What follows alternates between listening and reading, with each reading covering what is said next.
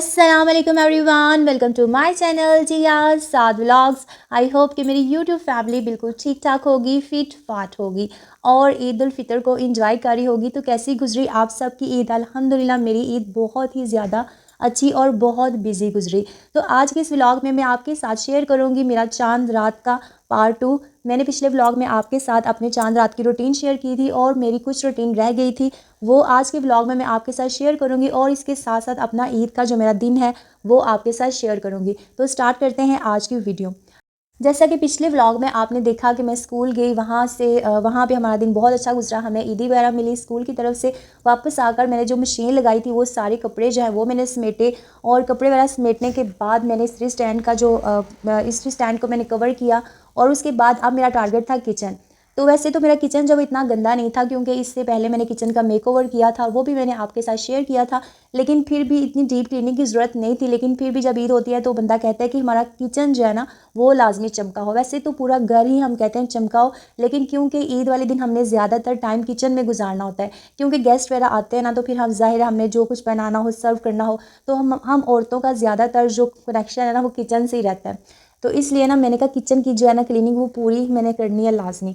तो मेरी तबीयत आपको पता है ख़राब थी, तो इस वजह से ना मेरी भतीजी जो है वो मेरी हेल्प करने के लिए आ गई थी।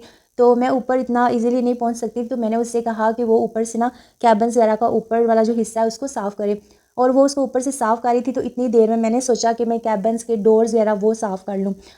और मैं यहाँ पर आपको एक बात बता दूँ कि मैंने ना इन सब कुछ साफ़ करने के लिए अपना होममेड जो मेरा क्लीनर है, जो मैंने लिक्विड बनाया हुआ है, उसी को यूज़ किया है। अच्छा, आप ना इसको डायरेक्ट डस्ट वाले एरिया पे अप्लाई मत करें, इससे आपकी जो जगह है वो इतनी नीट और क्लीन नहीं होती। तो सबसे पहले ना हमें डस्ट रिमूव करनी चाहिए। तो मेरे जो कैबिन्स हैं उन पे इतनी डस्ट नहीं थी, और जहाँ पे है थी वो मैंने रिमूव कर ली थी, और उस डस्ट वाला रिमूव करने के बाद मैंने इस लिक्विड को यूज़ किया। और यहाँ पर मैं आपको एक टिप देती चलूँ कि जब आप इस तरह आपने क्लीनिंग वगैरह करनी हो ना, तो अगर आप कोई कपड़ा या जो भी पीस आप पकड़ेंगे ना, तो वो आप ना बहुत टाइम लगेगा आपको। तो अगर उसके बजाय आप एक पुरानी सॉक्स ले लें और उसको अपने हैंड पे चढ़ाकर इस तरह से आप कैबिन्स वगैरह को जल्दी जल्दी साफ़ करें ना, तो वो इतना ईजीली और जल्दी जल्दी साफ़ हो जाएंगे, क्योंकि बार बार आपको कपड़े को आगे पीछे नहीं करना पड़ेगा, वो आपके हैंड के साथ फिक्स हो जाते हैं। तो आप ना इस ईजीली जो है कैबिन्स वगैरह साफ़ कर सकते हैं। कैबिन वगैरह साफ़ करने के बाद अब चूँकि सिंक में काफ़ी बर्तन जमा हुए थे, तो मैंने वो सारे बर्तन रखने थे जो है बर्तन वाले स्टैंड में। तो मैंने सबसे पहले इसको वॉश करना था। पिछली बार जब मैंने किचन का मेकओवर किया था ना, तो तब इसकी जो क्लीनिंग है वो रह गई थी, तो इसलिए अब मैंने ना इसको सही तरह से मांज कर साफ़ किया था। और ये देखें आप, इसको जो है वो जिंक रस्ट लगा हुआ है, तो ये ना काफ़ी अब इसका टाइम जो है समझे कि इसकी एक्सपायरी डेट जो है ना वो आ गई है। तो इंशाल्लाह मैं इसको चेंज करूँगी। मैंने 2-3 दफ़ा बाज़ार में जाके देखा भी, लेकिन ना मुझे कोई अच्छा नहीं मिल रहा। मैं प्लास्टिक में लेना चाह रही हूँ, लेकिन प्लास्टिक में वही पुराने पुराने डिज़ाइन ना मुझे मिल रहे थे, तो कोई खास मुझे पसंद नहीं आया। इंशाल्लाह मैं जब मुझे कोई अच्छा लगा तो मैं ज़रूर इसको चेंज करूँगी। अच्छा, यहाँ पर ना मैंने काउंटर टॉप को साफ़ करना स्टार्ट कर दिया था, और मेरी कुछ सिस्टर्स होंगी जिनको मे भी ये चीज़ अच्छी ना लगी, या वो मुझे कमेंट करके कहें कि आप ना काउंटर टॉप के ऊपर चीज़ें रखती हैं, तो वहाँ पर आपने सॉक्स क्यों यूज़ की। तो मैं आपको बताती चलूँ कि ये जो सॉक्स है ना, ये मैंने इतनी यूज़ नहीं की, ये न्यू ही थी। असल में ना ये मैंने अपने बेटे के लिए ली थी, लेकिन जो इसके ऊपर लास्टिक है ना वो ख़राब हो गई थी, तो इस वजह से ना उसने इतनी यूज़ नहीं की, न्यू ही थी, और मैंने इसको अच्छी तरह से वॉश करके ना फिर साफ़ किया। अच्छा, एक और बात मैं आपको यहाँ पर बताऊँ कि जब मैंने ऊपर ये सारे कैबिन्स के डोर वगैरह साफ़ किए हैं, उसके बाद मैंने सॉक्स को अच्छी तरह सर्फ से वॉश किया, और वॉश करने के बाद फिर मैंने काउंटर टॉप को साफ़ किया। तो क्योंकि जब आप सॉक्स यूज़ करते हैं या कोई भी कपड़ा यूज़ करते हैं ना, तो वो आप बार बार उसी से करेंगे ना, तो जो डस्ट वगैरह उसके साथ लगी होगी, तो फिर वो बाकी चीज़ों के साथ भी लग जाती है। इसलिए दरमियान में कोशिश करें कि आप उस कपड़े को या सॉक्स को अच्छी तरह वॉश करें और फिर अगेन आप उसको यूज़ करें। यहाँ पर मुझसे एक मिस्टेक ये हुई कि मैंने पहले ना काउंटर टॉप को साफ़ किया और उसके बाद मैंने उसका पीछे वाला एरिया साफ़ किया, जबकि पहले ना मुझे पीछे वाला एरिया साफ़ करना चाहिए था, क्योंकि फिर जब आप काउंटर टॉप को साफ़ करते हैं उससे पहले उसके बाद जब आप पीछे वाला एरिया करते हैं, वो डस्ट दोबारा से काउंटर टॉप पे पड़ने के इम्कानात होते हैं। खैर, मुझे तो ये था कि अभी मेरा काफ़ी काम रहता है, क्योंकि मैंने और भी बहुत सारे काम करने थे, इस वजह से ना मैंने जल्दी से काउंटर टॉप को साफ़ किया। फिर मुझे याद आया कि मैंने तो पीछे वाला एरिया साफ़ ही नहीं किया, तो फिर ना मैं उसको साफ़ करना स्टार्ट हो गई। और अब मेरा चूल्हा काफ़ी गंदा हुआ हुआ था, 1-2 दिन से मेरी तबीयत ख़राब थी, मैं इसको नहीं साफ़ कर सकी थी। तो सबसे पहले तो मैंने कपड़ा लेके ना, तो चूल्हे के सारे जो ऊपर से बर्नर्स वगैरह थे उनको मैंने हटाया, और ये अच्छे बर्नर के ऊपर जो स्टैंड्स होते हैं उनको उठाकर मैंने अच्छी तरह से पहले कपड़े से साफ़ किया। साफ़ करने के बाद मैंने उसके ऊपर लिक्विड डाला। लिक्विड डालने के बाद ना मैंने कहा ये ऐसे साफ़ नहीं होगा, फिर मैंने जो बर्तन मांजने वाली तारें होती हैं ना लोहे की, मैंने वो पकड़ी और मैंने चूल्हे को अच्छी तरह से रगड़ रगड़ कर साफ़ किया है, क्योंकि ना एक दो शायद दूध गिरा था और वो मैं नहीं साफ़ कर सकी। यहाँ पर मैं यही इसीलिए मैं कहती हूँ कि जब भी कोई चीज़ गिरे तो फ़ौरन से आप उसको साफ़ कर लें। अब देखिए मुझे कितनी मेहनत करना पड़ी, क्योंकि मेरी तबीयत की ख़राबी की वजह से ना मैं इसको नहीं साफ़ कर सकी, तो वो जो दाग थे वहीं पे ना पक्के होते गए।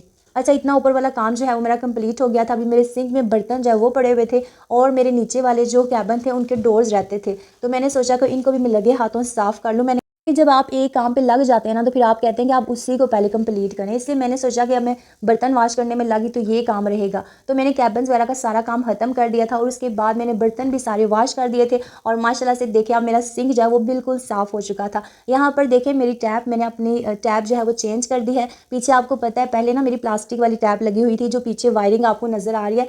इंशाल्लाह से हम यहाँ पर हम नई टाइल लगवाएंगे। पहले भी ना ये जिनसे हमने काम करवाया था तो उनसे सही कटिंग नहीं हुई, तो वो मेरे हस्बैंड ने प्रोटीन वहाँ पे फिल की तो प्रोटीन के वहाँ पर दाग पड़ गए। और बर्तन जो है वॉश करके मैंने वहीं पे ना एक स्पंज टाइप ना पीस है, तो उसके ऊपर मैंने बर्तन रखे, तो वो जो स्पंज टाइप पीस है ना वो सारे बर्तनों का पानी जज़ब कर लेता है। जब बर्तन ड्राई हो जाते हैं तो फिर मैं उनको उनकी जगहों पर रख देती हूँ। उसके बाद अब मैंने जो मेरा समझे चौथा काम जो था आज का वो ये था कि मैंने अपने सारे क्लीनिंग टूल्स हैं वो ऑर्गेनाइज़ करने थे। तो आप भी इस तरह से इजीली ऑर्गेनाइज़ कर सकते हैं। दराज के से इस तरह की स्टिकी हुक्स मिलती हैं, स्टिकी क्लिप भी आप इनको कहते हैं, तो ये आप मंगवा कर या आप इसको ना क्लीनिंग टूल्स ऑर्गेनाइज़र या होल्डर भी कह सकते हैं ना, आप ये सर्च करके मंगवा सकते हैं। तो आप ना इजीली इनको परचेज़ कर सकते हैं और अल्हम्दुलिल्लाह से अब मैं इजीली इनको यूज़ करती हूँ, क्योंकि पहले ना मेरे बच्चे कभी इनको इधर कभी उधर फेंक देते थे और मेरे लिए इनको ढूंढना मुश्किल होता था और अक्सर ना मुझे बड़ी प्रॉब्लम होती थी। तो यहाँ पर ना अब मैंने अपने हस्बैंड के जो ड्रेस है वो प्रेस करने थे, उनके दोनों ड्रेसेस जो हैं वो स्टिच होकर आ गए थे।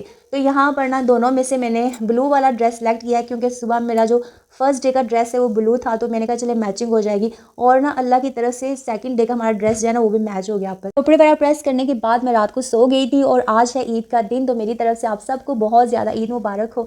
गाँव में ना ये रिवाज होता है कि जब आप अपने घर कोई मीठा बनाते हैं तो एक दूसरे के घर भिजवाना पड़ता है। तो मैं यहाँ पर प्लेटें जो आ रही थी उनको मैं दोबारा से फेनिया उसमें डालकर भेज रही थी। और यहाँ पर ना मैंने दाल लोबिया की जो है वो बांधने के लिए रख दी थी, क्योंकि आज ना मैंने बॉयल चावल और राजमा की दाल बनानी थी और चूंकि हमारा दिन का खाना हमारी जेठानी की तरफ था तो इसलिए मैंने कोई खास एहतमाम नहीं किया। तो किचन से फ्री होने के बाद मैंने दोनों बच्चों को नहलाया और उनको मैंने तैयार किया और यहाँ पर मैंने उन्हें कहा कि आप आराम से खड़े हो जाएं, क्योंकि मैंने उनकी पिक्स वगैरह लेनी थी और उनके ननियाल में सेंड करनी थी। मुझे याद आया कि आज तो रोज़ा नहीं है तो कुछ ना कुछ खा लेती हूँ, तो यहाँ पर मैं दही भले खा रही थी। और उसके बाद की जो मेरी रूटीन है वो इतनी हेक्टिक हुई कि माशाल्लाह से मेरे घर इतने गेस्ट आए कि मैं सारा दिन उनके साथ बिजी रही और मुझे क्लिप्स लेने का टाइम ही नहीं मिला।